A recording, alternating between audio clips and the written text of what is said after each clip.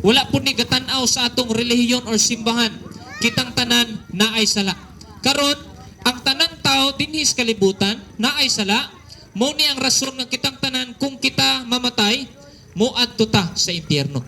Ningon ang Biblia sa Roma 6:23, ang bayad sa sala kamatayon. Kitang tanan mga matay sa atong lawas. O kining kamatayon sa atong lawas, ang atong lawas madunot ilalom didto sa yuta, pero ang ato usab nga kalag aduna say kamatayon padulong didto sa impyerno. Ang impyerno mao na atong kapadulngan. Unya tan-aw nato kay makita nato ang ilustrasyon sa impyerno. Ang impyerno kabalutang nga kini naay kalayo. Ang kalayo dito walay pagkapalong. Gigugma ta sa Dios, pero ayang gugma dili dapat biay-biayan. Nganuman kay tungod dili ginaabuso ang gugma ug ang grasya sa Dios. Ang Dios naa gyapon say disiplina, dili niya kaya nga silot nga i-tolerate ang sala, kailangan na ay silot ang sala. Ningon ang Biblia, ang silot ang bayad sa sala, kamatayon. Muna ang kamatayon padulong sa impyerno.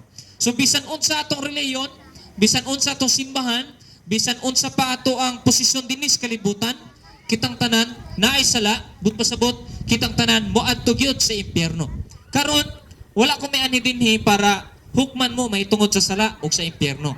Kun dili mga bata, mga kabatan-unan, mga ginikanan, kini pagpahibalo kanato nga gisulti sa pulong sa Dios nga makasasala ta ug moadto ta sa impyerno inighuman sa atong kamatayon.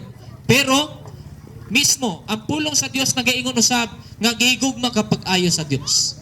Mingon ang Biblia sa 1:36, tungod sa dakong pagigugma sa Dios sa tibuok kalibutan.